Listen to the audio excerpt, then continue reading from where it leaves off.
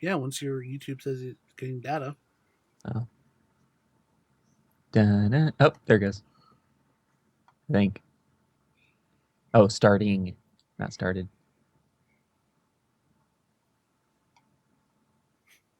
Your audience will see in a moment. Get ready.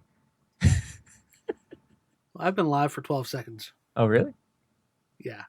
I'm still waiting. Oh, there I am. Hello, everybody. It's the next episode of the podcast, and we have a lot to talk about, so let's just get started. What episode is it, Mike? 563? Not yet. You're close. Did you use Common Core to get that answer? No. Then you're not right. I use future math. Oh, future math, which is pretty much Common Core's evolved state. So then you're right, because as long as you can show how you got your work with Common Core, you're right. Episode 21, and I'm rolling the intro.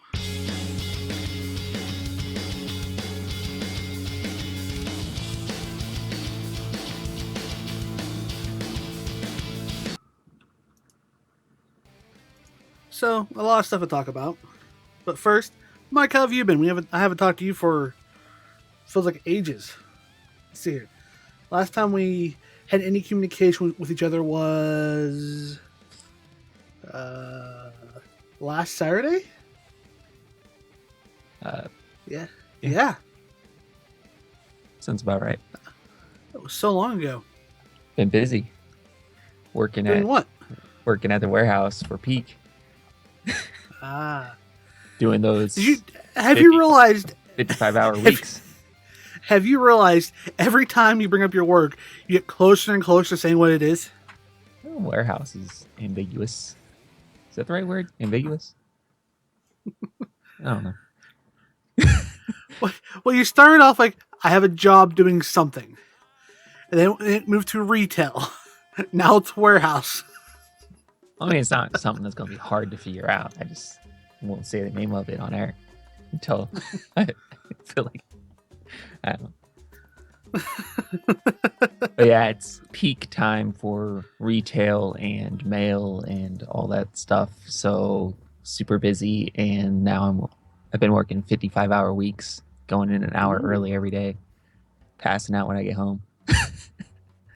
So it's been fun. Nice. That's why we haven't gotten to do the other podcasts you wanted to do. Yeah.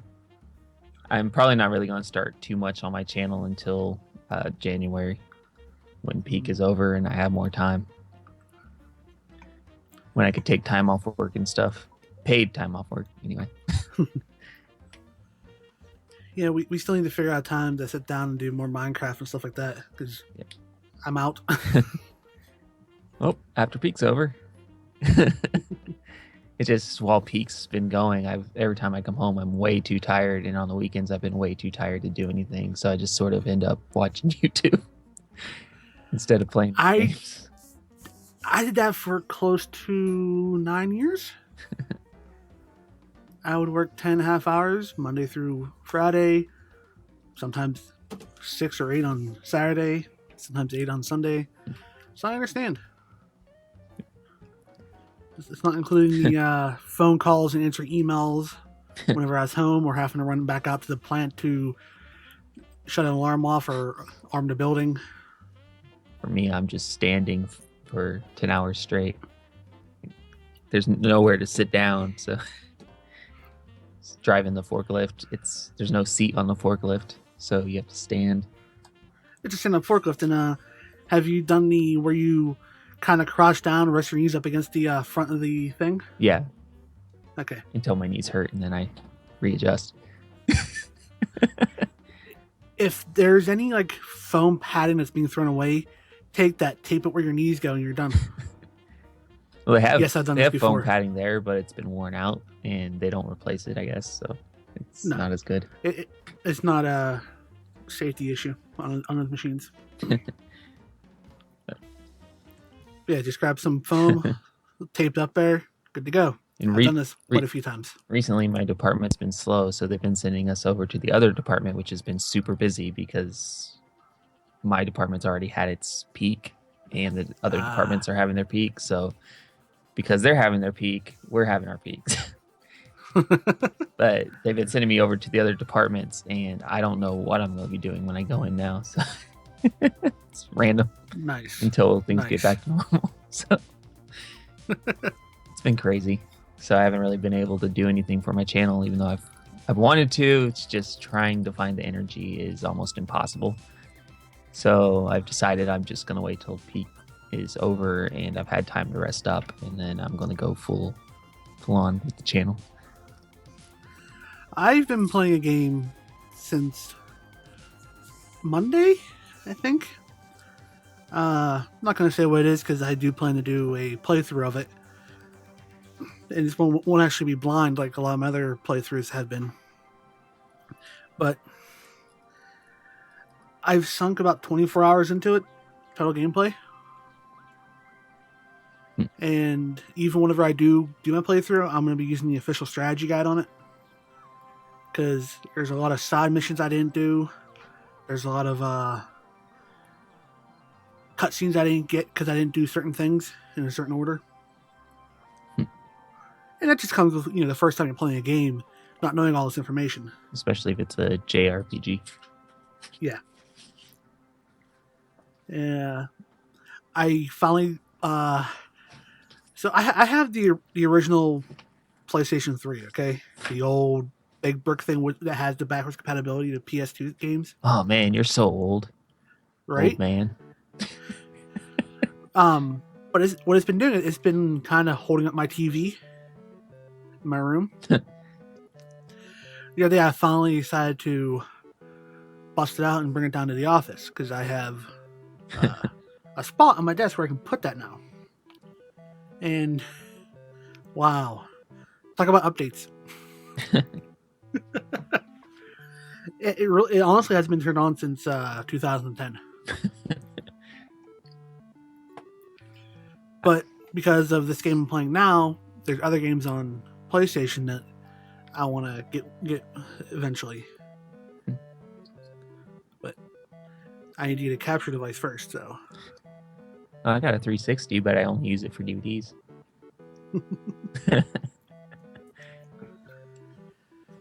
So, other than that, I've been watching the Brewmaster and Protection Paladin information coming out.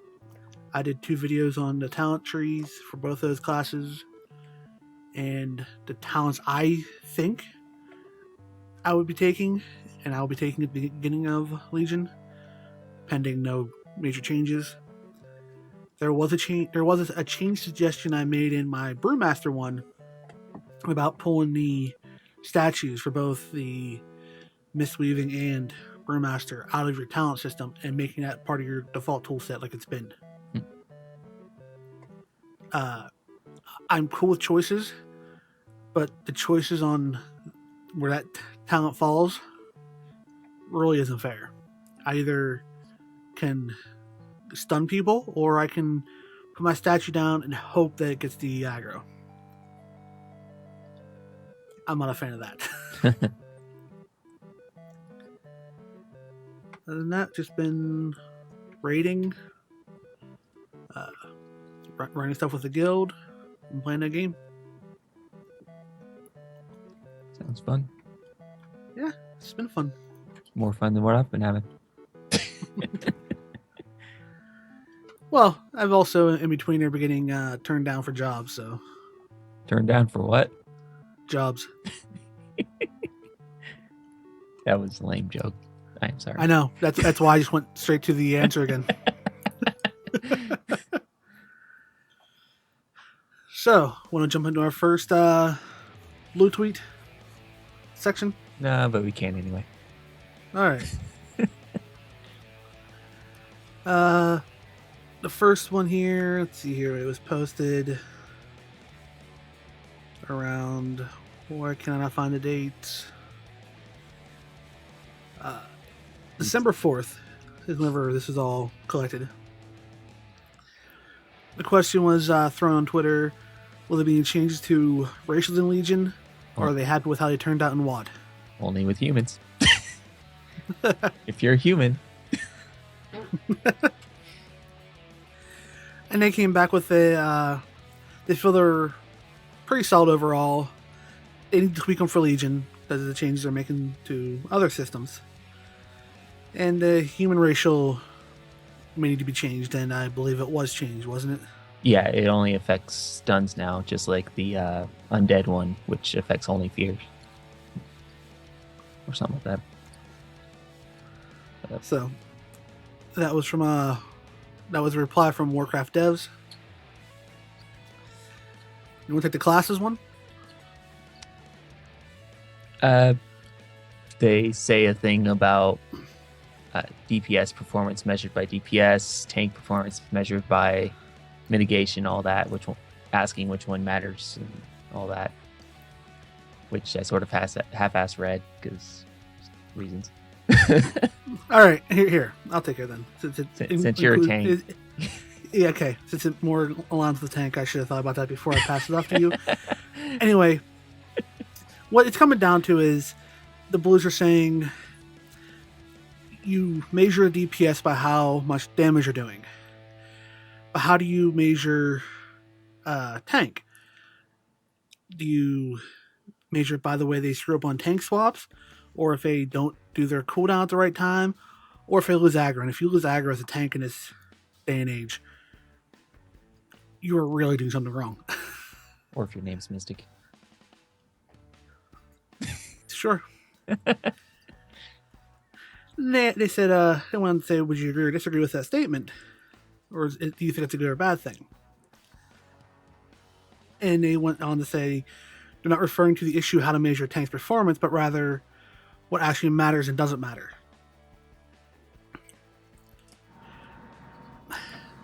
For a tank thing, it's kind of hard to put everything in one box now. Because before you had your tank that would just soak damage and mitigate damage whenever they could. Then it moves into this weird hybrid thing where you would do that, but you would also do ridiculous amount of damage. And when they did that, they got a influx in tanks. So you really can't go back to the old way, which that's where I started off at, is the old way of tanking. And I had to adjust to this new way of tanking. And now we're in this middle ground where you can go for more mitigation and more survivability. But if you've built your raid team around your DPS, then your raid team's going to suffer. Whereas if you were the opposite, where the tanks focus more on mitigation, and you stayed there, your team is going to suffer, but you're not going to be feeling like you're giving back to your group in a DPS matter. Another question on the same topic went to, are they going to see more ways of pushing offense as a tank in a talent tree or a kit? They came back with trading defense for offense is one of the many creative ways to engage tanking gameplay, and something they like to iterate on, and feedback is especially important. They need to, on that one for me, they need to watch out how they're going to do that. If they give the tank tree, your uncritability, your more armor, more stamina for being in a tanking spec, the specialization, whatever you want to call it, but they gear talent straight for more DPS, then it's not going to be really tanking anymore, because you're going to have to give up some, an active mitigation somewhere or survivability somewhere. I think the way they have it now, where you can, like, Chi Explosion, perfect example on Brewmaster, you give up some survivability, but it still has the survivability mixed into it, but you do more damage. Does that make sense? Yeah. So if they would make talents like that, and obviously in the same talent row have a pure defensive ability, I'd be okay with that. I would hate to see just straight up more damage, more damage, more damage, more damage.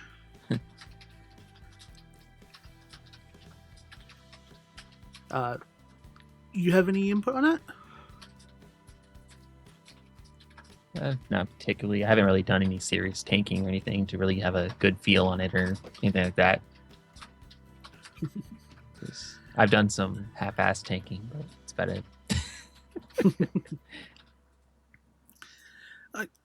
Example right now, and a way that they're changing Brewmasters in the next expansion.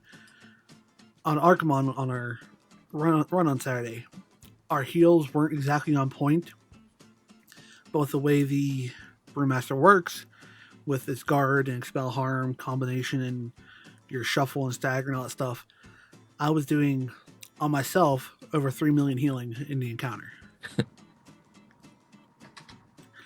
And mind you, we didn't get very far in the encounter. But if they would give me a tool like, okay, your guard also does X amount more damage reduction, or your guard does less damage reduction, but you get a DPS increase. Something like that I'd be okay with. Whereas if they went, all right, your guard doesn't mitigate any of your damage, but you do X amount back to the attacker, I wouldn't be a fan of that one, because then it's going to be, okay, we need more DPS. I obviously take this. Screw my survivability. Sorry, healers. Yeah. You guys need to work harder.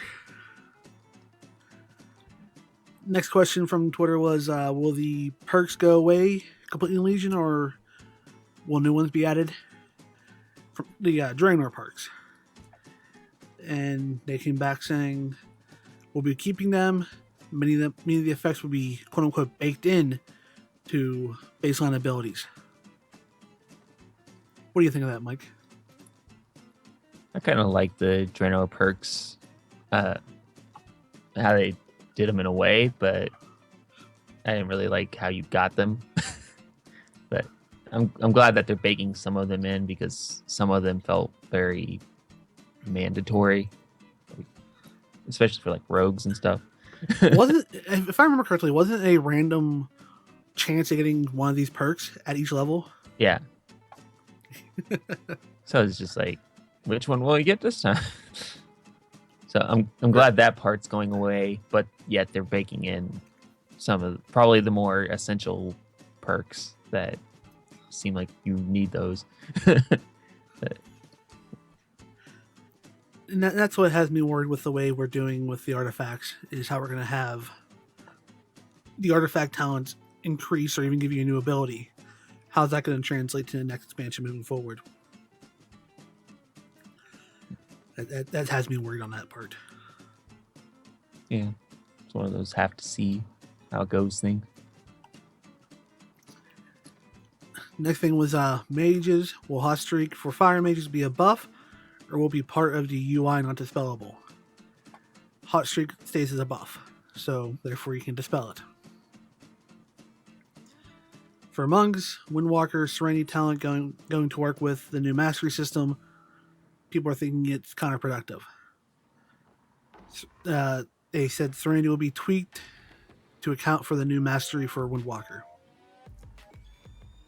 Mike, take away Rogue. They asked, is combat spec, which is now outlaw, the only one being renamed? And they asked if, for example, we're naming Holy Priest and Holy Pally. And the response to that is pretty much Holy Restoration and Protection have always been shared by those specs forever, and they describe the specs really well, whereas combat didn't. So that's why they changed combat to outlaw. And then Killing Spree still available in Legion. Yes, it is. It's a talent now, so it's not baseline. It's a talent for outlaws, though. Yeah, outlaws only. How do you feel about that one? I don't think it changes too much, because it's already a combat or outlaw only ability as is. It just it's okay. Yeah, it just changes if you want it, you could choose to have it or not to have it, really. So not all outlaw rogues will have it now. So Do you think that's a good thing? probably get more into it when we talk about the actual talent calculator, maybe. But it's more what it goes up against in the talents. But I'd have to bring that up, and I don't have it up right now. Next part's about artifact weapons. They asked how long do you anticipate it taking for a reasonable, diligent player to max out the traits on a weapon. Months, multiple patches. They came back saying not multiple patches, mostly between 1 and 3 months, but haven't finalized the tuning on it yet. Honestly, I hope they lean more towards the 3 months. Yeah, drag it out. And not drag it out over the entire expansion, obviously. Yeah. But the 3 month thing? That would suck, unlocking everything at the end of the expansion whenever it's all right. Like, I'm at my ultimate powerful level now, but there's really not much to do anymore. Right. So not using it in the first tier of rating, being maxed out, I'm okay with that. Moving into the next tier rating, being maxed out, sure. Next question was, can all the traits on the artifacts be unlocked or only in a certain path? And they said, eventually we'll be able to unlock the entire tree. Which is good. Of course, while you're leveling up, you probably have to choose a certain path to get the most out of it or something. But probably. There's going to be guides to min-max it while leveling. Yeah. But it's like at the end, it's all okay. It's all fine, whatever. But then while you're still leveling up your artifact, it's like, do I choose this or do I choose this? Should I go with this or should I go with that? He's going to give me a better overall damage, healing throughput, mitigation, or is this going to help me better? Yeah. That's what it's going to come down to when you're leveling it. I think will be interesting. Oh, yeah. Especially for the people that decide to just wing it instead of looking at a guide.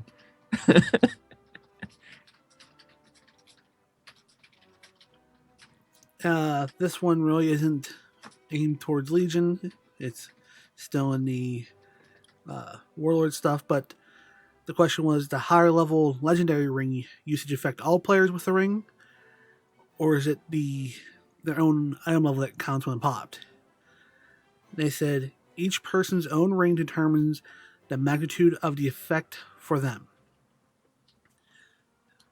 So the way I'm taking it is, I have my ring, Mike has his ring. My ring's maxed out, Mike just got his. Mike pops the ring, we still both use the cooldown, but whenever the final effect happens, my output's going to be higher damage because of the higher ring. Is that how you take it? Yeah. Okay. PvP, Mike, go. Things are happening in PvP. Done. Next topic. For PvP, it's someone asked how the arena prep time is going to work with the overload of talents. Like you're going to have your artifact, you're going to have your PvP talents and your talents, so you're trying to scramble around getting all those changed around. And Blizzard responded that talents and PvP talents can be changed, but not artifact traits. So during preparations. Yeah, during the preparation time. So basically, during the preparation time, you only have 2 windows to switch between instead of 3. So there is that.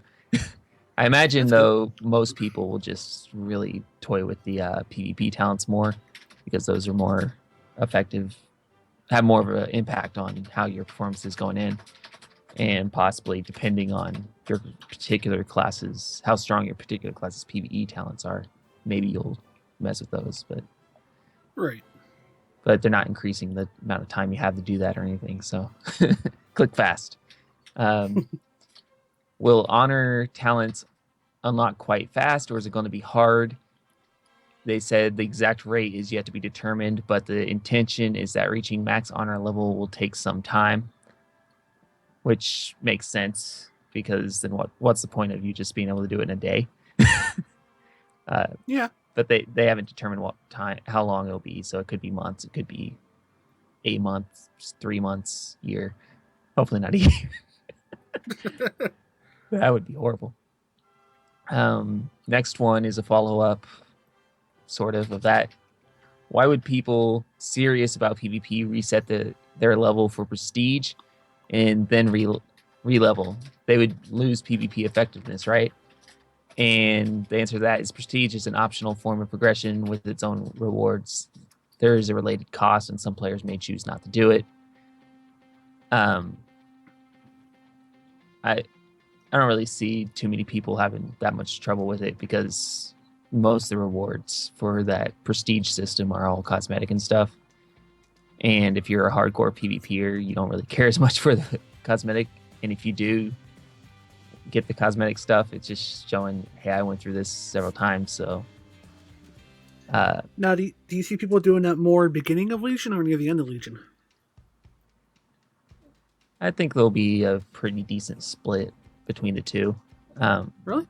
I feel like there'll be people right at the start, the kind of people that just want the cosmetic rewards. They don't really care as much for the PvP part. I could see them maybe trying to grind through it and get as much prestige, and then once they have all their prestige, then just leaving it at max and being at max for the rest of the expansion. But then I could also see other people waiting for the end of the expansion when PvP is at its last season and they've already gotten what they want out of PvP and now they're just doing the prestige. I could see both of those happening pretty evenly. Really. What would you do? Me personally, I would probably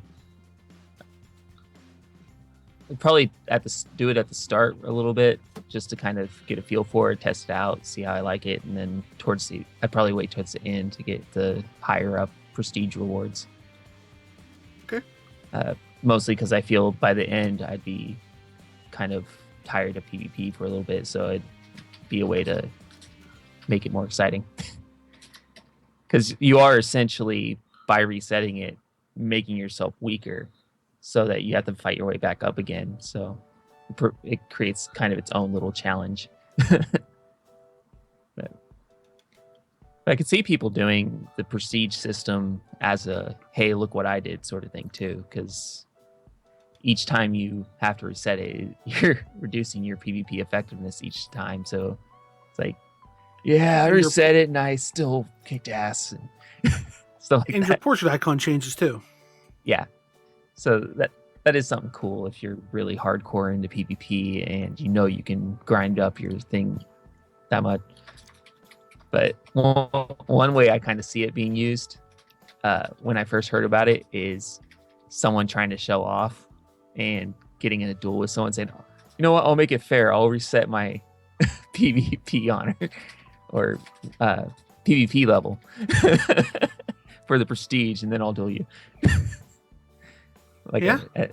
I can see that as kind of like a mind game sort of thing when you're trying to duel someone you really don't like or something. It's like, this is how much I don't think you're a threat, just for setting. So I could see it being used in that way too. So like a mind game sort of thing. A lot of uses. But the next one was will PvP gear stat template be available for lower levels, or will our gear in PvP be the PvE stats at lower levels? And their answer is PvP stat templates will apply to lower levels and scale accordingly. And the follow-up to that was, will eye level have any impact on lower level PvP, or will the scaling take care of any difference in stats? And they say scaling at lower levels will occur in the same manner as max level. And from what I take of that is, it kind of looks like they're saying no twinks really anymore, which I think those have been dying out anyway, where people just have a lower level twink that has all the best gear and all that. But yeah, it seems like it's going to make PvP at the lower levels. Like, there are people that want to level, just PvP because you can. And the only problem with that is when you're at the lower end of the level bracket, you tend to get ruffle rolled constantly. If this does like what they're saying here, then it looks like that'll make it a little less bumpy to level up through PvP at lower levels. Cool. So it should be a nice change for lower level PvP for the people that just can't stand doing quests anymore. I'm sure there are plenty of those kind of people. Oh yeah. So, and then finally, is it safe to sell or delete some of the transmog items? Are they already stored in an account, or do I have to wait for launch? And Blizzard's response to that is, please do not delete. Pretty much summed up, it's do not delete your stuff. Right. Wait for launch. Yeah, the system has to be implemented for it to save your stuff. They're not going to just go through the logs and say, oh, he had this at one point, but he deleted it. Oh, he had this one. They're only doing that for quests, not. So. And in all honesty, us keeping a hold of this stuff, myself, my voice storage is full, and my bank is full on my monk with all the transmog I want. Yeah. Us keeping that, but them going back to every quest we've ever completed and giving us all the skins for all the items that we could have possibly gotten. You know what? I'll hold on to my items. They're doing something they don't have to do. They're doing a nice thing for the players. Yeah. So the players keeping a hold of something, boo-hoo. Go through your gear and make sure you don't have any duplicates of something. Yeah. It's like, really, I would wait until the new transmog system is out for a while before I did anything, just in case, because you know it's going to be buggy when it comes out, and it may miss stuff, it may not get this and that, so I'd just wait a little bit, make sure everything is there, and then I'd start selling stuff to a vendor or something for money. Like, be absolutely positively sure. Like right now, I wouldn't even sell something that you get from a quest yet. Even though you're probably going to get it, there's a chance you might not get it. So by just keeping it, just in case, you never know when a new system is implemented. Right. And our next list of tweets was on 12.5. The first thing up is classes. People aren't seeing rune forging on Death Knights in the alpha. Has it been taken out? Or is there something else? They really liked having the different enchants. And they came back saying rune forging is saying it's learned through a quest, which the template characters didn't complete, and they're gonna fix that. So it's just they didn't go through a quest to get this particular part thing because they just created it. Let's just turn that feature off for now. See, that's why you need to do character copy instead of template. Next one is Monk. They're saying the Mistweaver Mastery only currently procs off of F-Use and Vivify? Vivify? Sure. I don't roll Mistweaver. Is that intended? Only has one proc from 3 hits of Vivify intended. Wow, Mistweavers have a lot of weird talent or things. Anyway, they said it should proc from Renewing Mist and Enveloping Mist as well. Only procs from the primary target of Vivify. So for your Mistweavers out there, I hope it makes sense to you. Personally, I have the core concept down of almost all the classes. Like I know this one heals, I know this one does damage, I know this one tanks, I know roughly what each spec for tanking wants to take and roughly what they want to take for DPS. I kind of know what they want to take for healing as far as talents and itemization. When you get down to the extra abilities that aren't just the core, I'm done.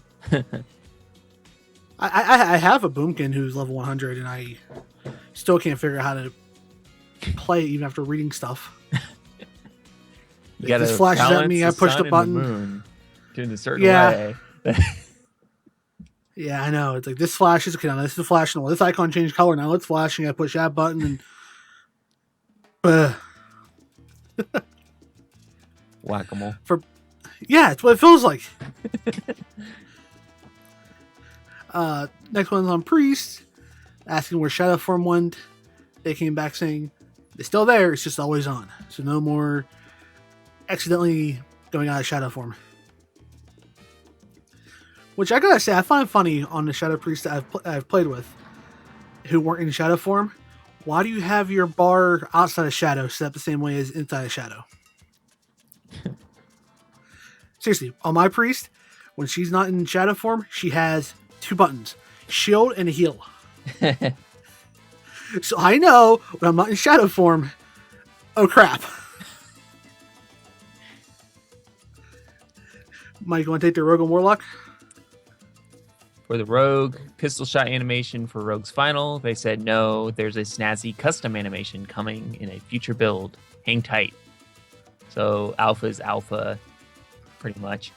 Yeah, that's true.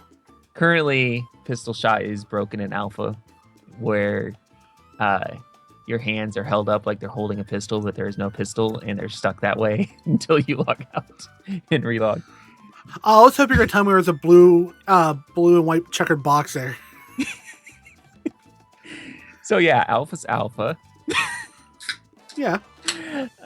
So yeah, don't take any animations and stuff you see on the videos, MMO champion and all that post as going to be in live, because it's alpha. So obviously not everything's what it's supposed to be. So if you hate it, wait. And then yell at him when beta comes out. For Warlocks, someone's just wondering if the Grimoire Supremacy skin pets will still be available in Legion, and they will be via minor glyphs. So for all those people that like the Wrathguard, yay, you get to keep the Wrathguard. I gotta say, I like the way that they plan on doing minor glyphs. Yeah. In Legion, you can just have them. Yeah. You put them directly on the spell, but the spell still only has 1 minor glyph per. You can use 1 minor glyph per spell. Yeah. Customize your character a little bit. PvP, take it away. The next one is, are the PvP level brackets going to change with Legion? And the answer is PvP level brackets are not changing. The gear provided will scale to your levels, similar to time walking gear. That one kind of confused me because I'm not exactly sure what he's talking about. Like if he's talking about lower level brackets or. That's what I'm thinking. So what I think that's going to do is, if you go in as level 10, and you're versus level 19 player, you're going to have the same stats on your gear. Yeah.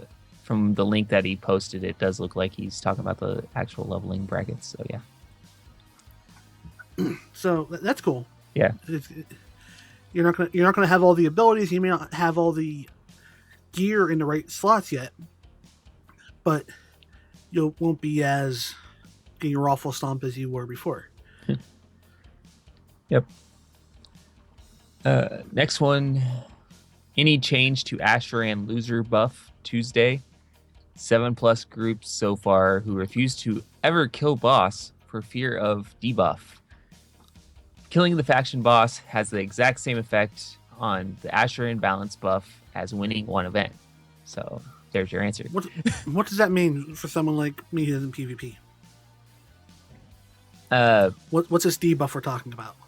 I don't really do Asheran, so I can tell you exactly, but I believe it is, if you are starting to win Asheran, there's a buff debuff system that tries to give the other team a fighting chance to come back and stuff, is what I'm thinking. But okay. But Okay. I never really cared enough for Asheran to continue to do it to the point where I actually knew anything about it. So if I go in there, it's just do what everyone else is doing and then leave. So All right. So next part would be great to have Table for because he's really good on the lore side of things. But someone's asking is Draenor and Azeroth are they in the same solar system? And they came back saying, nope, a vast distance of the twisted nether in between them. which is why we go there by portal and not spaceship. Obviously.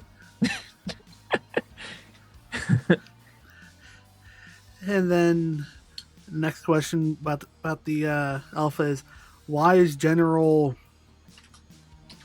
Mike Pure Solon. in the Paladin Order Hall? Did he die in Theramore? And they came back saying ... That clever snipe bastard. Get him. I love that. But they're going to double check and fix.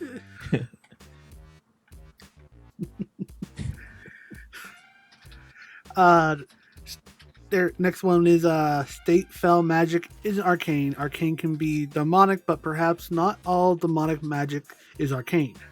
Is that one thing I wasn't sure on this one when I was reading it? Is it a broken sentence? Like the first part is somewhere else, or is he demanding that they state fell magic is in arcane?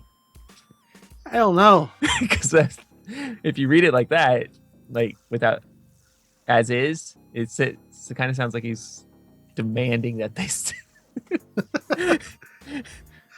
I demand you to give into my theory. Maybe he was typing in Twitter and then it just cut off that part or something. Most likely. And their response, I'm reading this word for word. Fel is language of chaos. Arcane is a language of order. Same spectrum, opposite ends. Brackets. The RPG books aren't considered canon. So basically, it's like fire is to water. Chaos and order. Light and dark. Your usual magic mumbo jumbo. Right. You'd have a yin yang symbol, except it'd be purple and green instead of black and white. Then we have a miscellaneous section. This is funny to me. I don't think maths are really essential, but they are, of course, handy. Their response was, I say that at least algebra is essential for most forms of game design. If for nothing else, that you can develop a better gut for numbers used. Sure, you can start wildly wrong numbers and iterate, but is slower. Can you provide some real examples, please?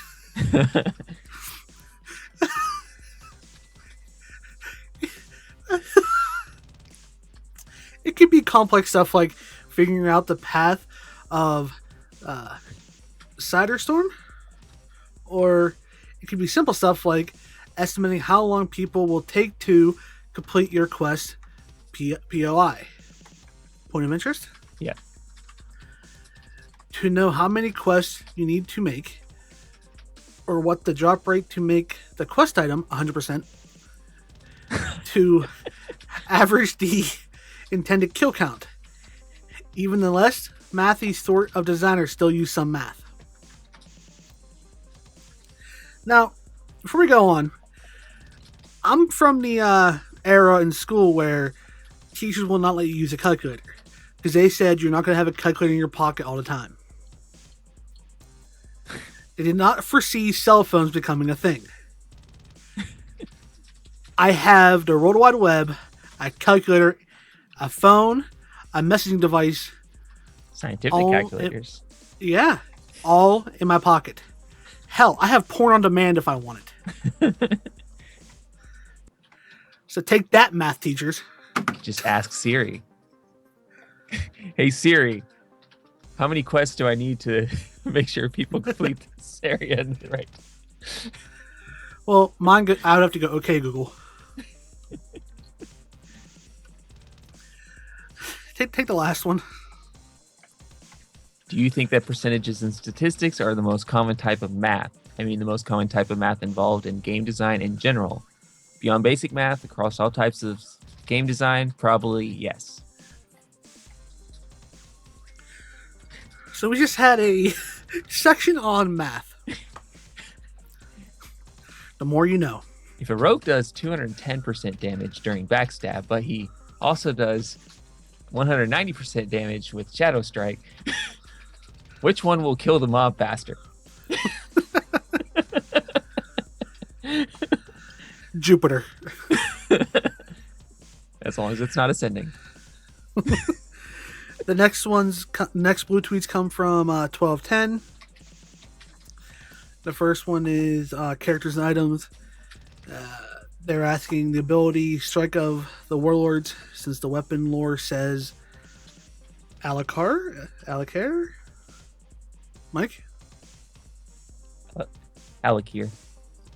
Imbue the weapon with his power. I love the responses. Good call. We'll address this. I actually didn't look that up. Like, what is it currently? If it's not strike of the wind. I find it very hilarious that whenever Blizzard employees are getting called for something like that, well, I can't even say called out, but an issue being brought to their attention, they're just like, "Wow, go you." I imagine them going to their wild database that's on the network drive and typing up, looking this information up, going, "Son of a bitch, they're right."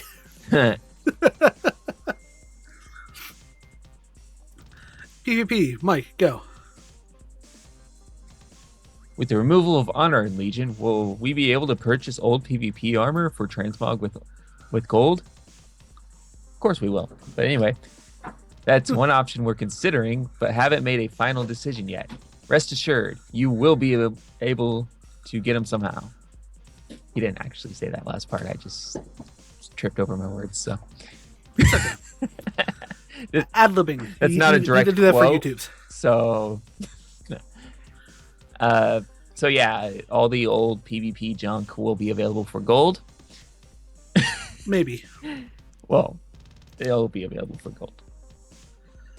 Well, Probably. maybe they can do a thing where when you're killing your enemies in battlegrounds, if you loot their corpse, you get an insignia. Get a bloody. Use that to trade in. I'd rather get a bloody body part. Whatever. Your enemy's still beating heart. If you're a Forsaken, you get their brains. If you're a Night Elf, you get their clothes. You're a Blood Elf, you get their clothes. If you're an Orc, you chop their head off. I don't care. I just want their still beating heart. Just a whole pile of still beating hearts, and then turn them in. Can I have that now? I could see your Night Elf with a cart pulling behind him, going, "I want that chess piece. How many of these? Get me that." And the vendor going, "Oh God, just take it." So what do I need for the gauntlets? Do I need to chop off some hands? Just take them. Can I chop yours off? Does that count? But yeah, they will be still available somehow, unlike the level 60 stuff, which you can't get because reasons. But anyway, any plans for gladiator mounts and titles to finally become account wide? Only seems fair with all the account wide PvE stuff. No such plans. No. How do you feel about that? I don't understand really why they don't make it account wide, because you did earn it. And why can't you use it on your other characters and all that? But obviously they don't want it to be, because they were pretty adamant about that no, to the point where they put 2 in there. No such plans. No. Down boy. Yeah, I don't see why they're so stubborn on that. It's not like it's going to destroy the value of the mounts or anything like that. by making it count wide. Right. Every time they give an excuse on that, it's just one of the most vaguest, dumbest excuses they can give. So I don't understand that one. Maybe they're just not going to look at it for Legion. Maybe they'll look at it for the expansion after. I don't know. But the whole thing, I agree. The PvE stuff does go account wide, so why can't that? Hell, I don't have to do flying achievements on any of my other characters, just as I did on my monk. Yeah, and there's a lot of work that goes into getting those gladiator mounts, and only a very small number of people get them. So obviously, you want to be able to ride them on all your alts and show them off and all that. But Blizzard's like, nope, you got to do it on your main. Sorry.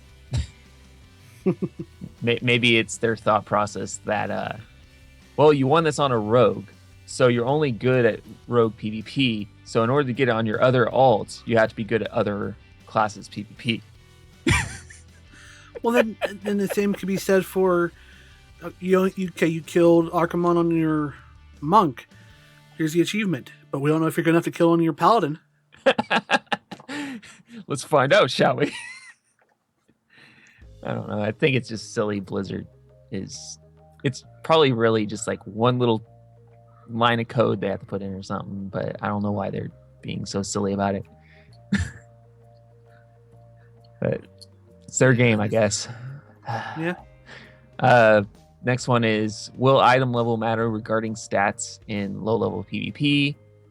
And they answer that, again, another question with level PvP. A lot of people seem to be concerned. So they answer that with yes, a similar manner to max level PvP, just like they mentioned before. The stat difference will be considerably smaller. So if you're fighting someone with crazy armor, their stat difference will be way smaller than when you're fighting with crappy armor. That's good. Than it is now. Then it was in Burning Crusade when you had a twink that had the best possible armor and they can pretty much one-shot you. It won't be that way anymore. Good. Remember those days. Yes, because I twinked out a couple of characters before. I helped a bunch of characters get twinked out, but I never actually twinked out my own. It was fun running around just going and smack. Oh, you died. You did. Loitram on his paladin when we were PvPing. He had someone take his paladin out to Outlands, get the book for Netherweave bandages. Oh, yeah. And he was using like the level 29 bracket. Like he'd be fighting stuff and he would bubble. Instead of healing, he would just go bandage. You go tick tick full and keep going.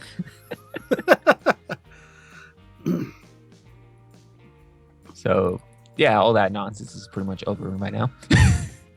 Oh yeah.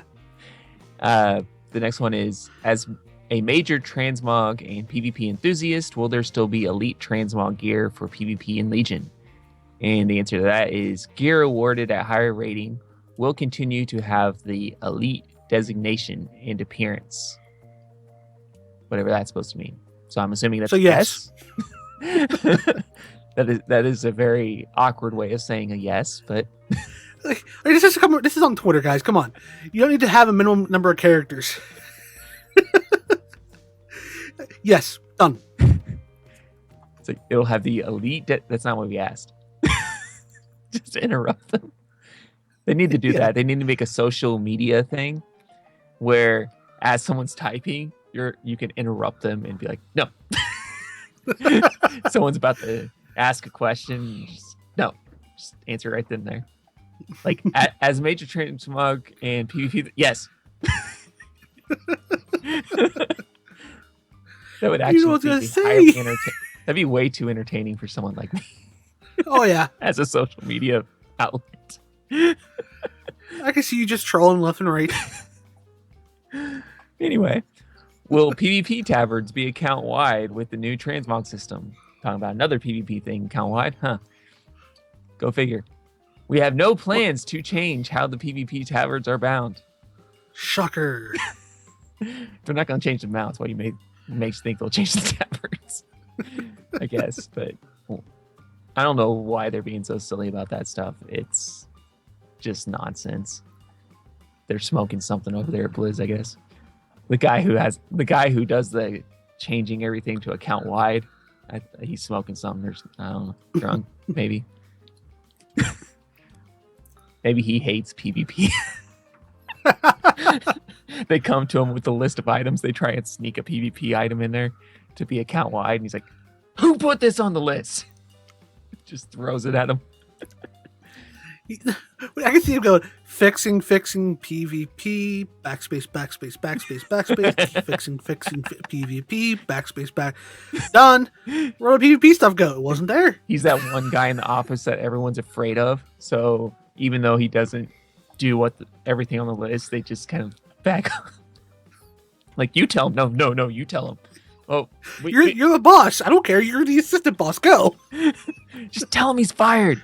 I can't tell him that. You tell him that. He'll kill us all. Just goes up to the guy. One of them finally gets the balls to do it, and they just go up to the guy like, I have to tell you something. What? Nothing? You're doing a wonderful job. I'll see you later. You want a raise? Raise will be fine. Now leave. Okay, have fun. Anyway, moving on. Sorry if this is a repeat. All items from completed quests and auto added to wardrobe. Does this include Draenor treasures? And their answer is basically yes. You will get credit for any one-time treasure in the same manner as quests. So there you go.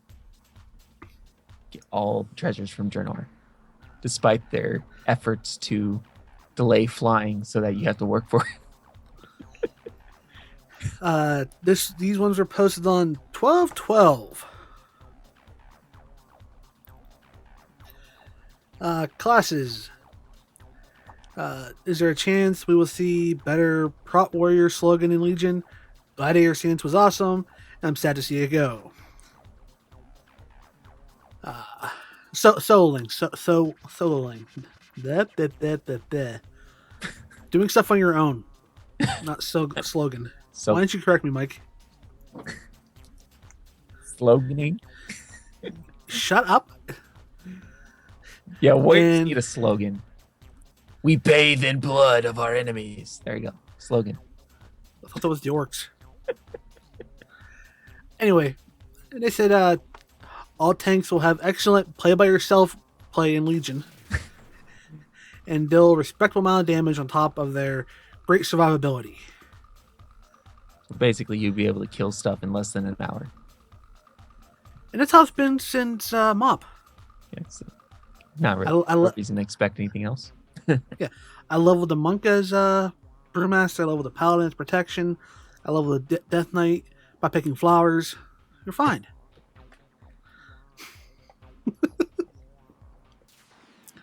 Actually, Legion was the first time in years I leveled a paladin as Ret. And it was weird not being able to pull 90 million things and go, what?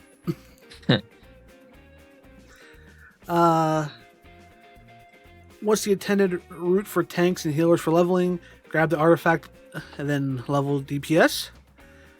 Nope. Tanking and healing specializations are being adjusted to be suitable for leveling as well. Tanking's already been suitable. The healing one's what I'm worried about. Yeah. How are they going to do that? You have 2 DPS spells. You already do. I know, that's what I mean. Like, right now, leveling as a healer, you have like 2 DPS spells.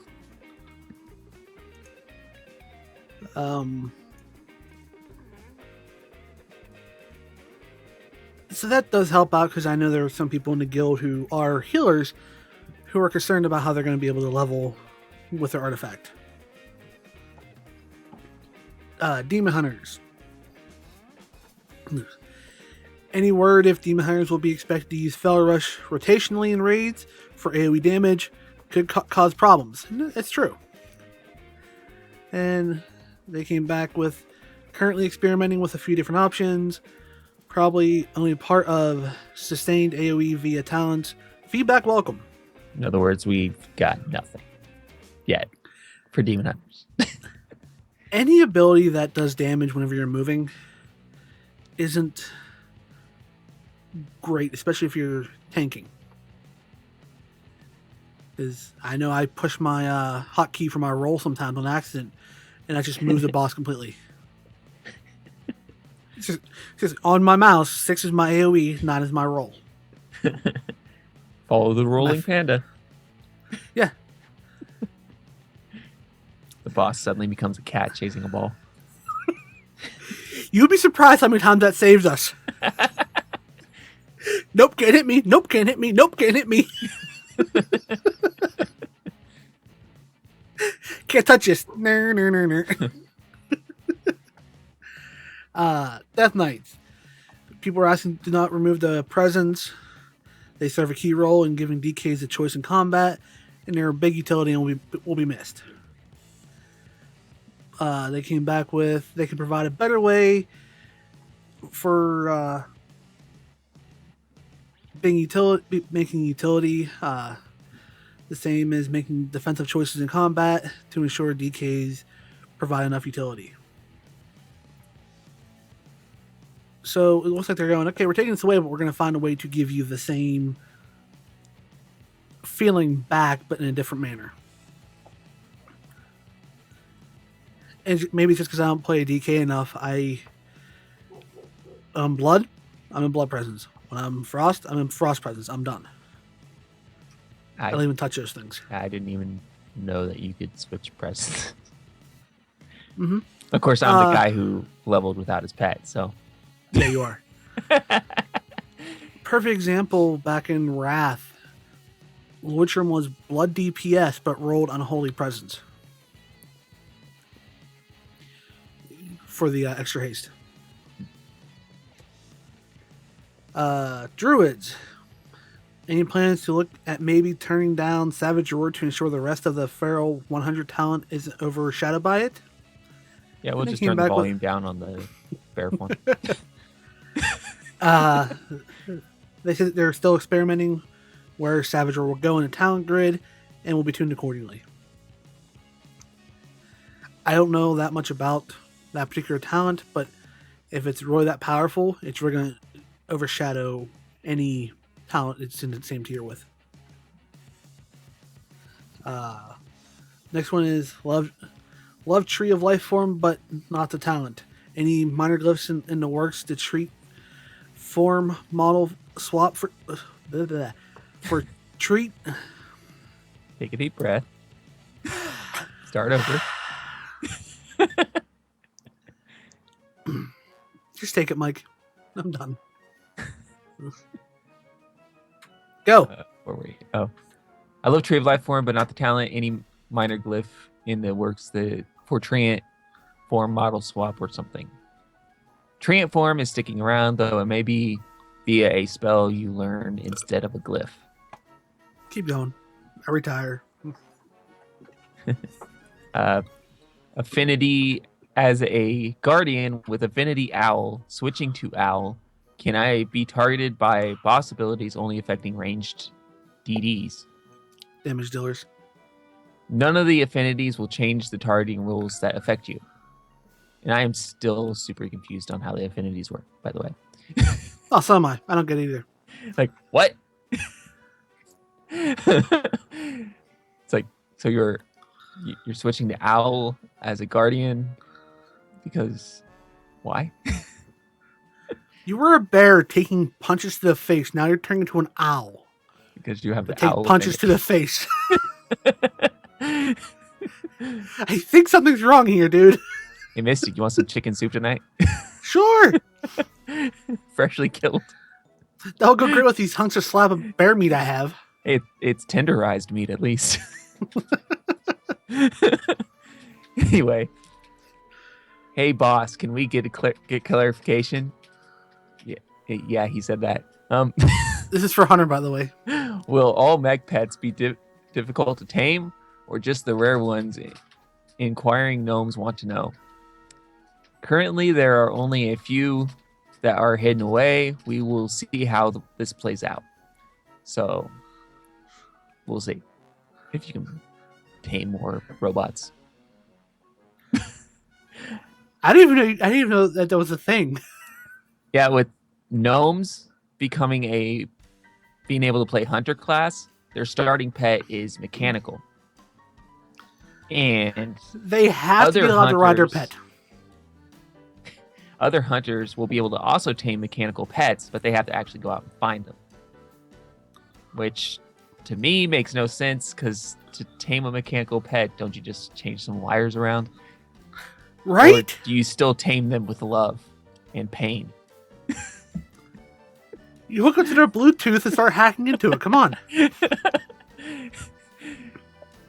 It's just hard for me to imagine a hunter trying to tame a mechanical pet with the power of love while it's smacking him around, when you could just easily just rip open the hatch and change a few wires around, like, there, it's mine. Please, love me. Love me. The power of love will melt his mechanical heart. Or thaw out his mechanical heart, I guess. You wouldn't want to melt it, because... Anyway, moving on. Invisibility pruning for mages in Legion. If yes, why? Nope, invisibility sticking around. Arcane gets greater invisibility baseline. So arcane mages can get more invisible than normal mages. So... I like that. I like the way you brought that up. So if I play a mage, I will go arcane so I could be more invisible. There you go. and steal stuff, because I'm a rogue in a mage outfit, I guess. So instead of being like a man stuck in a woman's body or a woman stuck in a man's body, you're a rogue stuck in a mage body. By the way, speaking of rogues stealing and mages, I don't know if anyone caught this that's watched MMO, and I don't know if this is a spoiler, so I'll give you a minute to skip ahead or pause or whatever, or mute.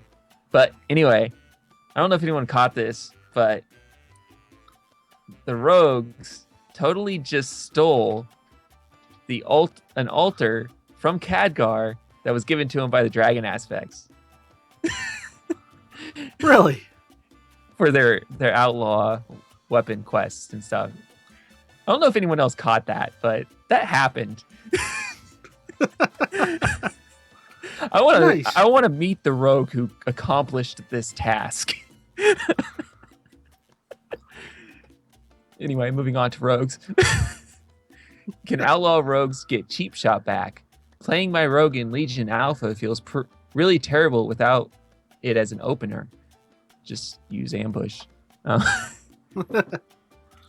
the answer to that is CC is being reduced across the board. Outlaws focus on in-combat CC instead of cheap shot.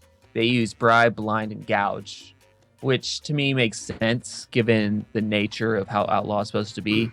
Really, they want stealth to be optional anyway. Like something you just use to get by some mobs for it.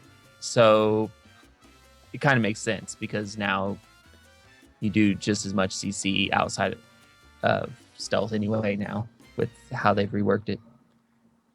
But I could see a bunch of rogues, though, from day one trying to hit the cheap shot button, not realizing it's not there anymore. Why isn't it going? But I think once you get used to it, it won't be as bad. Right. Plus, it makes the playstyle of the... In PvP, it makes the playstyle of the Outlaw Rogue that much more different than the other two rogue specs, which is something rogues haven't had for a very long time. So I am okay with cheap shot being gone. Characters and items. Is there any chance of reverting the mount size cap, even a small one? If the answer is no, then just tell me I'm wasting my time. You're wasting your time. No, it was partially reverted in 6.2.3, I think, to allow you to still be like 50% bigger. Don't quote me on that number. So basically, I don't know. I feel like the blue could have just decided not to answer this question. Right? And it would have been better than the answer he gave. Or, Like- I don't know, log onto your test server and test it out. Like it was partially reverted in 6.2.3, I think. Maybe to allow you to still be like 50% big.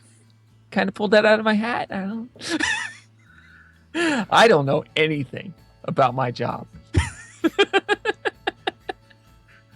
I had 20-sided dice on my desk and I rolled it wrong on a 5, so I picked 50.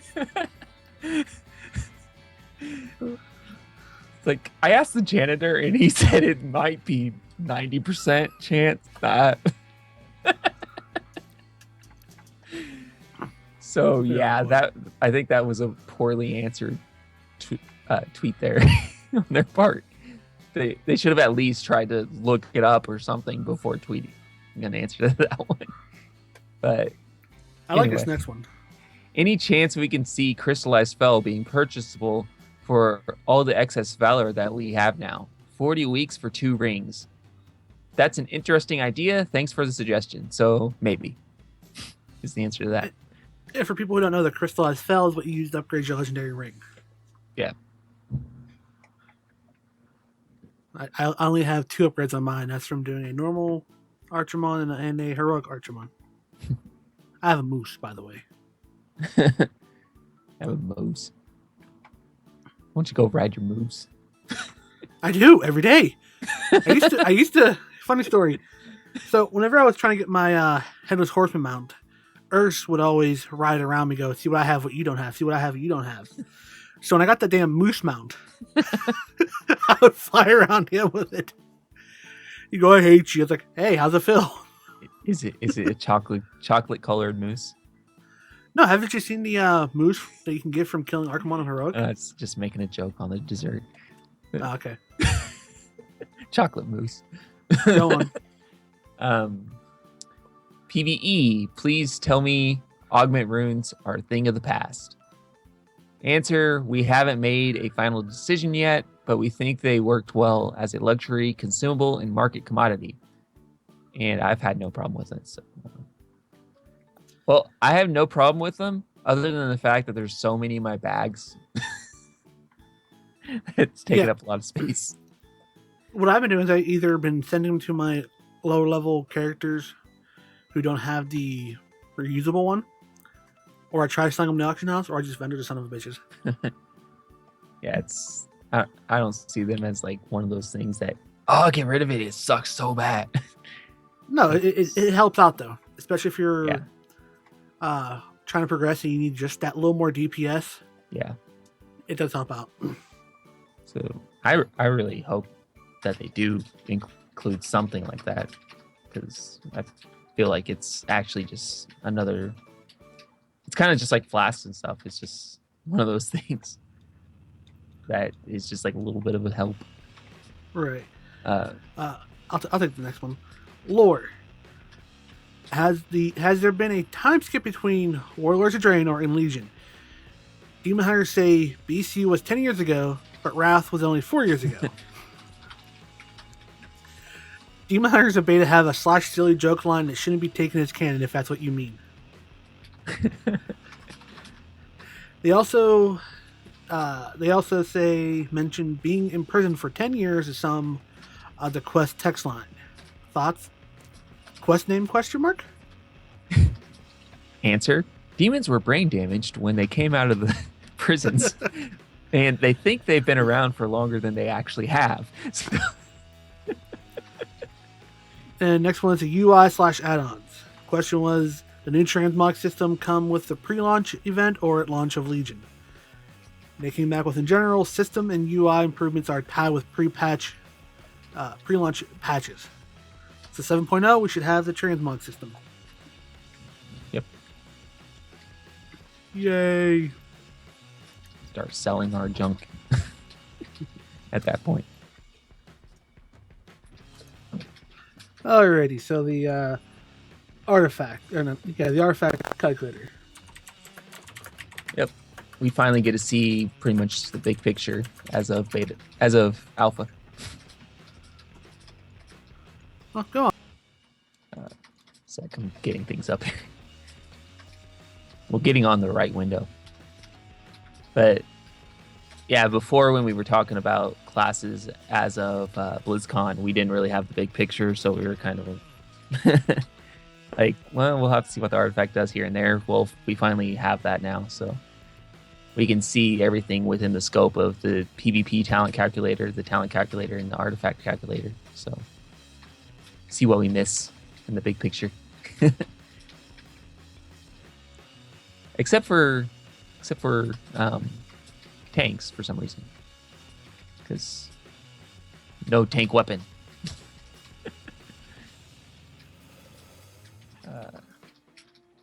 Like brewmaster monks aren't in yet, prot pallies aren't in yet. Trying to click through them. I don't think protection. Yeah, protection's in there. Arms is the one that's not. So there are some holes, but we do have enough information to go on to see what they're trying to go with here. And strangely enough, there is also a fishing artifact. So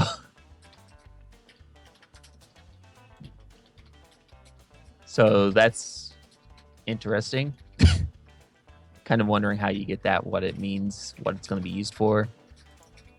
That is pretty much the only thing that really stands out as weird, but everything else seems pretty standard. As far as artifacts go, it pretty much looks like you get your initial power on the artifact, and it can branch out into a lot of them look like it's choice of 2 ways you could go from there. Some of them you only have one choice, but then you get a choice after that. So it definitely looks like when you're leveling, you'll definitely have a lot of choices you can make. Obviously, you don't get everything right away, so some of these you have to make the right choice.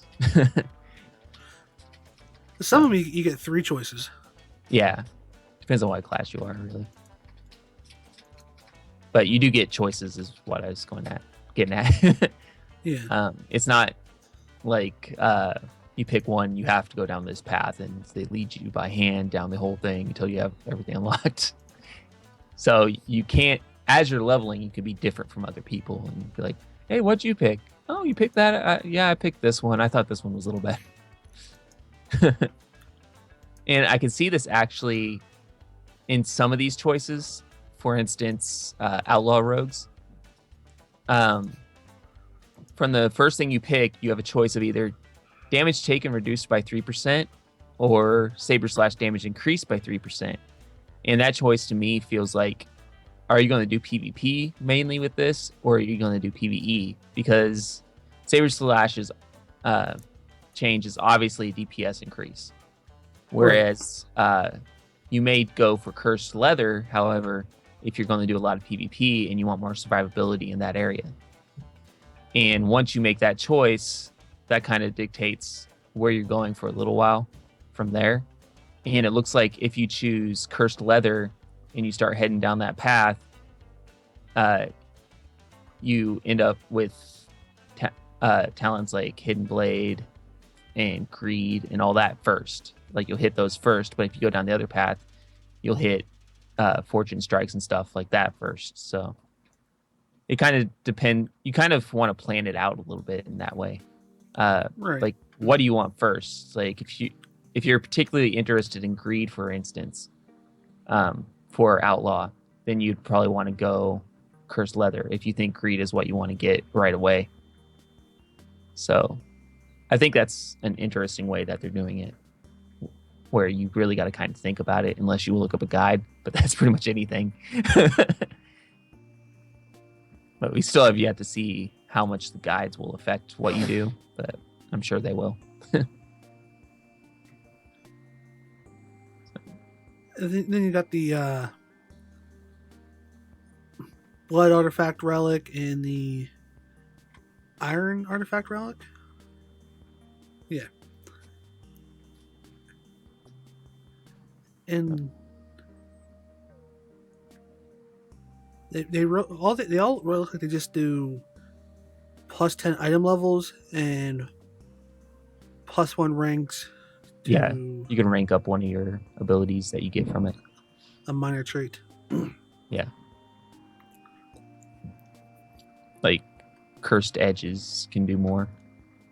So I said when we first saw the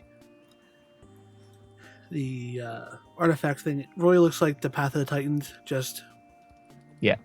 redone better. And I like this system they're coming out with. I would still like to have the old talent tree back, but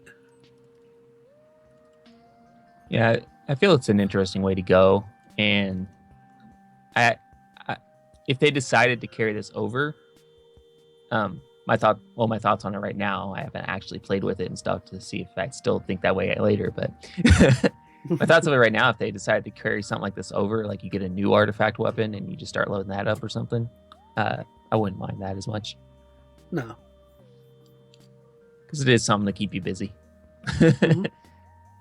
And I like how every one of these is like an evolution of your character. Like as you get more into the artifact, you're definitely becoming more powerful. It's not like Right. minute power increases, like super minute power increases. But Yeah, like 5% increased damage or something like that. yeah, Reducing cooldowns by 10 seconds. yeah, where they could have easily given you a bunch of passives that only increase things by 1% or 0.5% or Like I'm looking at the Retribution one right now. One of the options is forbearance no longer applies to you. yeah, that's like huge. No, you can pretty much do anything you want because you no longer get forbearance when you get to that. It's like, I mean, you still have cooldowns and stuff, but and it's not game breaking. Like increases the duration of Avenging Wrath by 2 seconds. yeah, That's literally one more auto attack, one more global cooldown. You have anything else to add about the talent calculator for the artifacts? not much other than you can look at the equip effect for each weapon too, as well. Yeah. So if you're curious about that, for example, like Outlaw, chance on you using a finishing move to cause Dreadblade's effect, increasing the damage pistol shot and saber slash does to the target by 100%. And I think there's actually something in the talent tree for that weapon that increases that too. So, But if you're a protection paladin or brewmaster monk, don't bother looking because they don't have them out yet. yeah. Hopefully they get those out soon so that we can get an idea. But especially since those are the classes I believe we were talking about, we wanted to see what the artifacts have on them to get a better idea of what we think about them. Brewmaster for sure. Yeah. After going over the talents with a fine tooth comb like I did on my video, really the protection paladin artifact can just enhance what is already there. It really feels like the protection paladin is going back to the way it was before Kata, I think. Kata's whenever they introduced holy power for protection, right? Yeah. Yeah. So it's going back to more or less the way Wrath was, with charges on Shield of Righteous and whatnot. Because back in Wrath, you had a ability like that to increase your block and all that stuff. So the PvP talents. Go, Mike. Pretty much PvP talents. The first row for every class is exactly the same. So the Gladiator's Medallion is the first thing you get. So that pretty much means everyone's going to have Gladiator's Medallion. The other two don't matter. It depends on your playstyle, on what you want. But the first row mainly deals with stun effects and crowd control effects and all that. So for CC. But after you get below that, things start changing based on which class you are. And they give you certain abilities that your class can do, for instance, do the other classes. For instance, like Mana Break, it does damage based on how much mana your opponent's used, and that seems like it'd be really good on against like healers that have been healing for a while. Their mana's getting kind of low, so you just Mana Break them.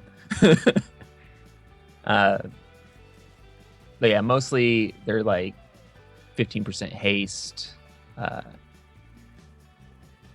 increased number of charges. Basically, pretty much almost exactly like your normal talents, except they're a lot of them I notice are talents that lean more that we have today, but are more leaning to PvP usefulness than they are PvE. And it feels like they took those talents, they decided to keep them, but they decided to put them available in PvP. Like for example, I had it before I lost it though.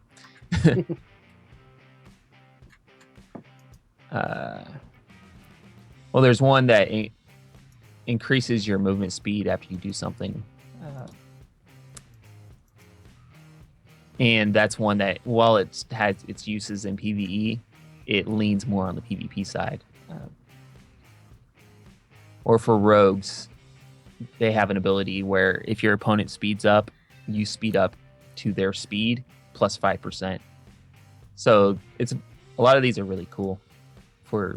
They seem like a lot of game changers, a lot of stuff you'd want to change based on the opponent you're fighting, stuff like that. So I could see during the preparation time in a arena, people changing these around, and it doesn't really look like a cookie cutter spec.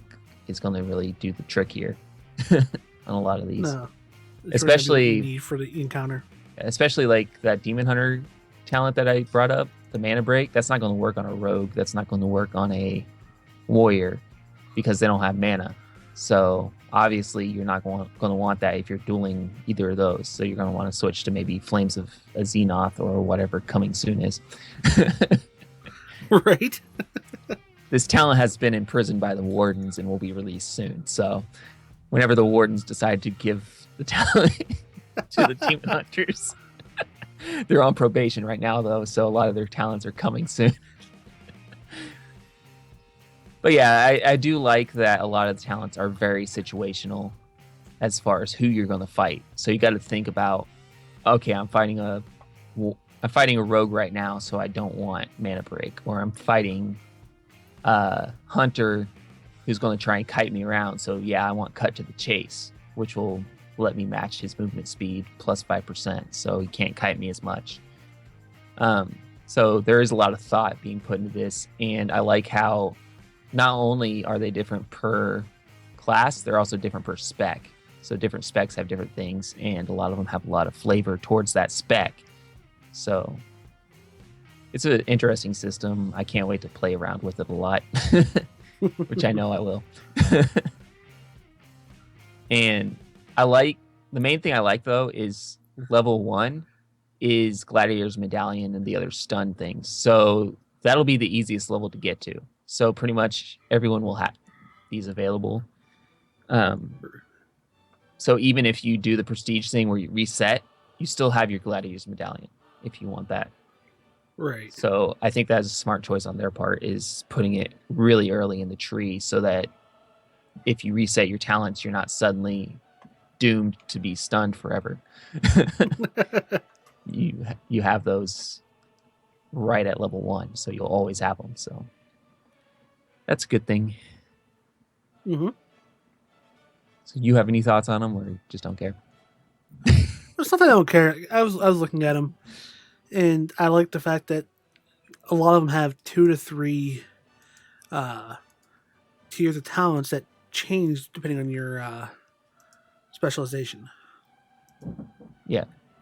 And I like the tanky ones where either you increase damage you do by 3%, lasts for 10 seconds, stacks up to 5 times, or increase your health by 20%. So stuff like that's pretty cool. It'll be interesting to see how it plays out with people who do PvP and see how it goes. I think it's it, correct me if I'm wrong, but I think this is the biggest change to PvP since the introduction of battlegrounds. Yeah, yeah. This changed PvP. It will shake it up quite a bit. Uh, there'll definitely be a lot of getting used to. A lot of probably a lot of people will be trying to uh, orient themselves with like the first week or so into the first season or whatever. But once they get things down, uh, then it should be fine. Like one of those things you have to get used to. Mm-hmm. But I can see with this talent system and a lot of the other things that a lot of the changes they're making, I can see where a more skilled player will be able to set themselves apart from less skilled players a lot more with this system. Instead of stats determining who's more powerful, I think it'll be more of planning and skill in the actual how you do your talents and how you actually fight and all that. So it'll be more of a skill-based system in this fashion, I think. Right. Because a lot of these talents, I definitely see them as I could definitely see people just like going down, picking their talents, setting them, and then never changing them again, like they do for talents nowadays, and just be like, okay, this all looks good. These all look like powerful talents, and then they go up against like a mage or something. They really wish they had mana break or whatever. So I could definitely see more skilled players going into arena or something, saying, maybe I'm playing with this guy, so maybe I want to go Honor Among Thieves. We don't know what it does yet, but maybe I want to go to Honor Among Thieves, and maybe I want to switch out to Creeping Venom. And then they do that, and maybe that gives them that edge that they need over an opponent that just sticks with the same talents going into every fight. So, Right. And like I said before, with the prestige system, you can also use it as sort of a I'm better than you sort of trolling your opponent by resetting your prestige so you only have the first talents and then you don't have the rest of the talents and you still beat them, and you can just start trolling them from there and be like, yeah, I didn't even have my other talents and I beat you. You had all of them. So I can see that as being kind of a thing that a lot of trolls will do, like PvP trolls, like Mm-hmm. not the very vicious kind that try and make you kill yourself, but the ones that are just like playing with you and screwing around. And I actually see myself doing that possibly sometimes, just like dueling someone and just resetting my thing just to see if I could beat them with just one talent uh, level unlocked. but, uh, but yeah, overall, PvP wise, I think they're taking the game in a really good direction. And they're finally separating the PvE and PvP stuff. Yeah. I would like to see them adding more battlegrounds, but that's really my only complaint as far as PvP goes, is I would just like to see either another battleground or them to revamp some of the battlegrounds or something. But I think this is fine for now, and we'll have to see what they do in patches. Maybe come the first patch or midway patch or something, they'll add a battleground or something like that for PvP. Right. Because this is obviously a huge change for PvP, so I can understand them not adding a battleground too, because they're too busy with the making up all these talents and stuff. Ready to move on to normal talents? Sure.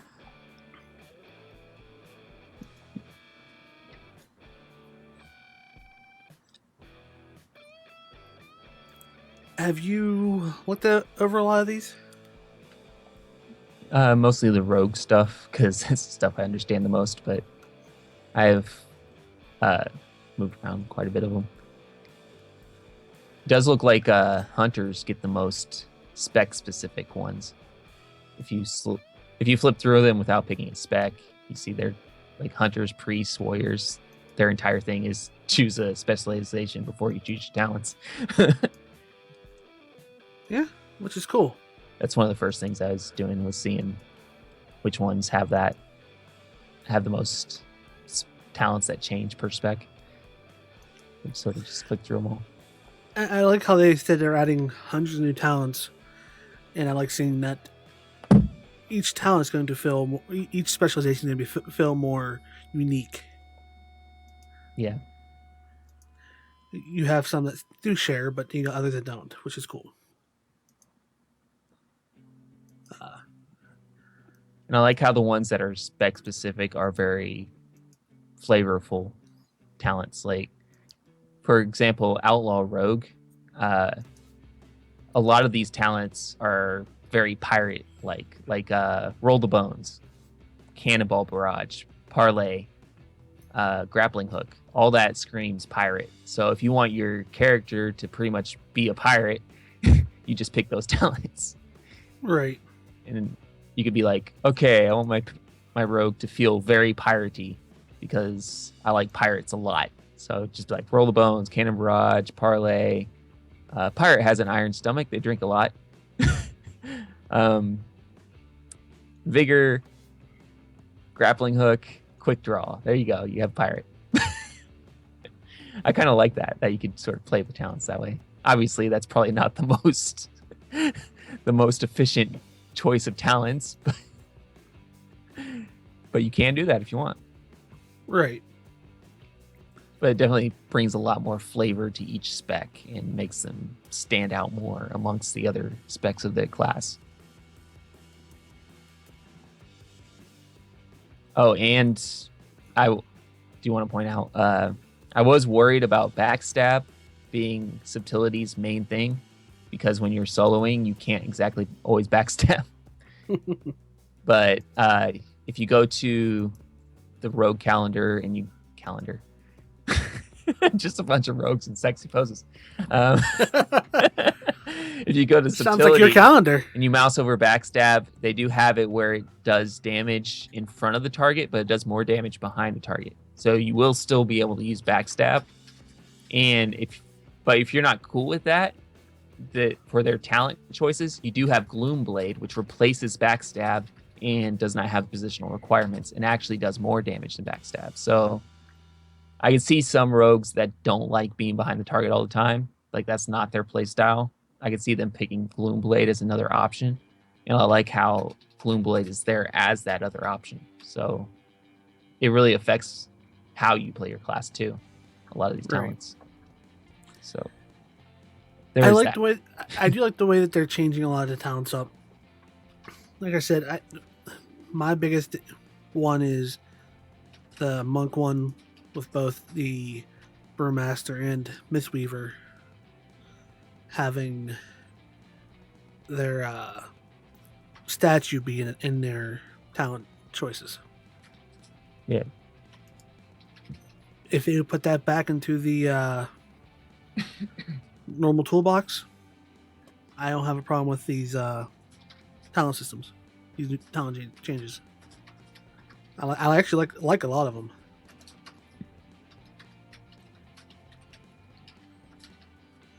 Like, for example, my hunter does Beastmaster right now because that's the spec I can get the highest DPS out of. I can have both Stampede and Murder of Crows if I want. Or I can do Stampede and Barrage. But that stuff like that is what I enjoy out of it. I'm changing all these talents. Yeah. Just gotta see how it's gonna play out.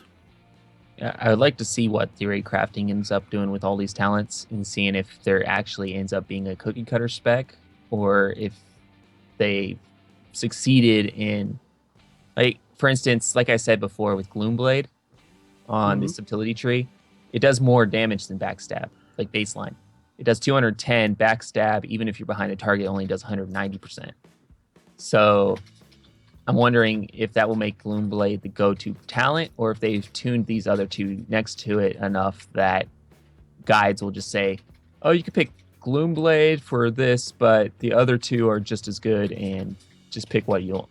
Like, obviously, there's going to be some talents that are just like, oh, pick this one. Oh, pick this one. But right. I'm hoping that there's enough of, we're leaning more towards this, but you could pick these and be just as effective. I'm hoping there's more of that in the talent trees, but obviously we got to wait for the theory crafters to get a hold of it and all that to know how that's going to work out. And towards the end of it, what I enjoyed was like when I went over the protection paladin one. There was 2 talents in earlier tiers that if you took this talent, we got to layer tier, it made no sense to take that talent. I believe. Which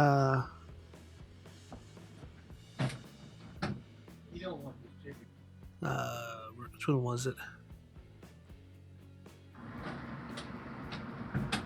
Sorry, I got interrupted. What'd you say? There were some talents in the protection tree that if you took a talent in the earlier rows, the later ones didn't make much sense to take. Oh.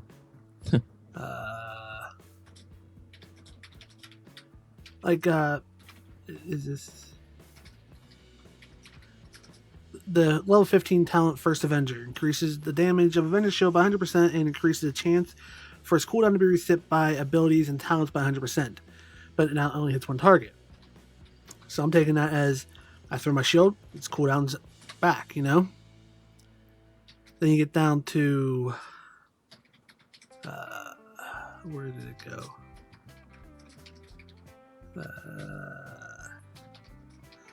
Your level 90 talents. If you took First Avenger from your 15, there's no reason to take Righteous Protector each time your shield of Righteous. No, not that one, sorry. Where did it go? I had it. There. Sorry, level 75. Crusader's Judgment. When you Judgment, you have a 15% chance of refreshing the cooldown Avenger Shield. So there'd be no reason to take Crusader's Judgment if you took First Avenger out of the first row. Yeah. You see what I'm saying? Yeah. So by picking that, you've eliminated one of the 3 choices in 75. Right. So stuff like that is pretty cool. I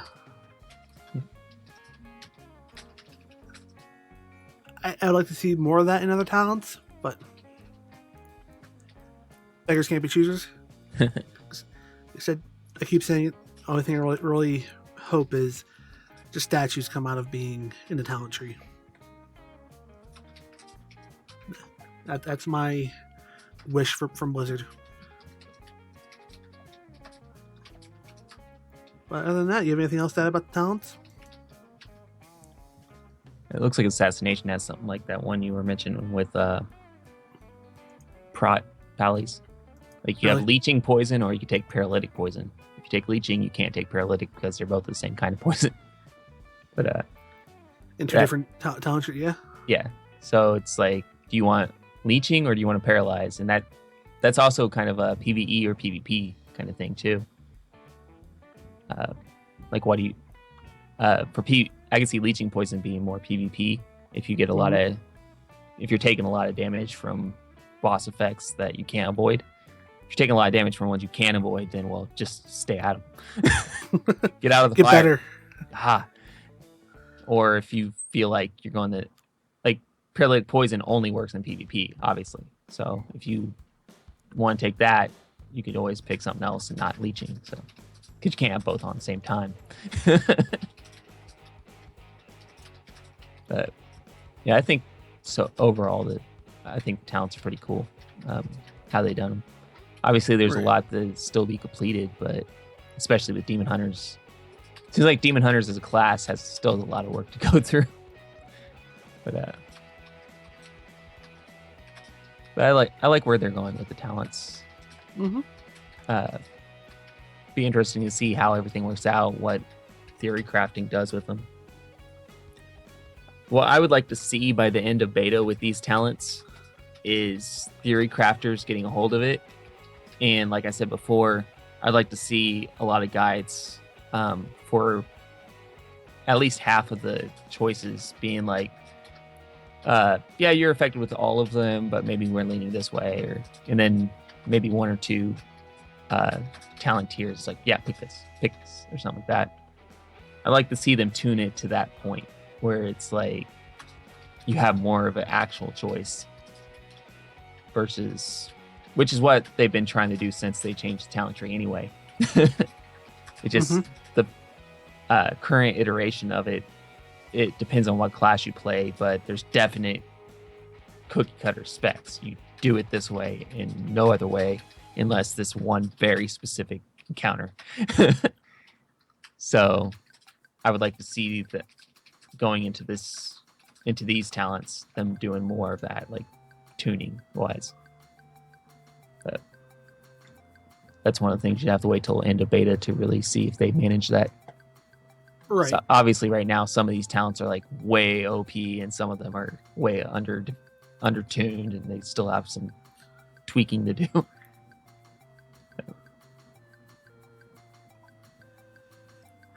So anything else you want to go over? Not really. Nothing I can think of off the top of my head. I'm sure as soon as this is over, I'll think of something, but then we'll just mention it on the next one. Just add to the doc. Yeah. So Hopefully soon. I do like grappling hook though. Do you? Launch a grappling hook target, pull yourself to the target location. It's like wee. Hopefully before the next podcast, there will be more invites out to the alpha or move into beta, and hopefully we get into it to give feedback on it. Yep. Play it for real. Mm-hmm. Find all the game-breaking bugs, report them. A week later, post a video about the game-breaking bug. If all three of us get into beta, we should have a special podcast episode where we're actually in the beta. like instead of our usual background, we just film us in the beta doing stuff together or something as we talk about it. Running dungeons. Yeah. But special, if you got nothing else, special. We're in the beta episode. There you go. I got nothing else. You got nothing else. Want to call it here? Sure. All right. Thank you, everybody, for watching. Until next time, Mike, say goodbye. Goodbye. Later, everybody.